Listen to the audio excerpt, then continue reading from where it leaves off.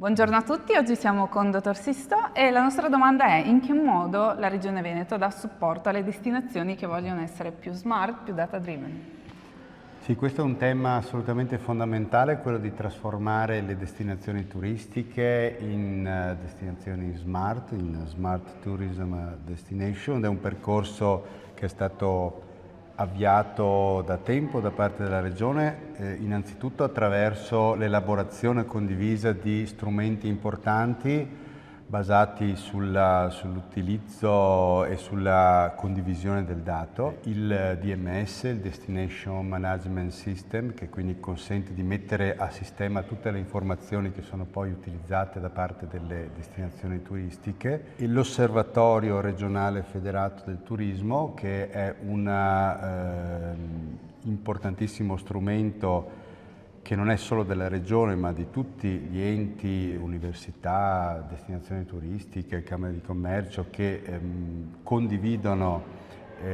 informazioni e dati per andare verso un ecosistema digitale diffuso, e che si basa non solamente sulla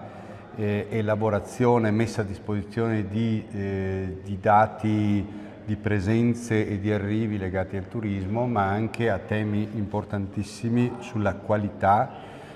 quindi il discorso del sentiment, quindi come vengono percepite le destinazioni turistiche del Veneto e i servizi che offrono, dati di benchmark per consentire alle imprese di confrontarsi sia a livello della destinazione che fra destinazioni rispetto a parametri economici che possono appunto contribuire a far crescere le aziende.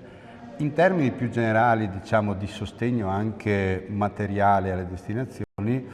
abbiamo fatto in modo di poter utilizzare le risorse che sono state messe a disposizione da parte dei fondi europei, in particolar modo il Fondo di Sviluppo Regionale nel periodo di programmazione 2021-2027, andando a trasferire alle destinazioni turistiche importanti risorse per poter sviluppare percorsi e strumenti di digitalizzazione da un lato e di miglioramento e strutturazione della loro governance attraverso delle linee guida che poi a livello regionale sono state definite di comune accordo.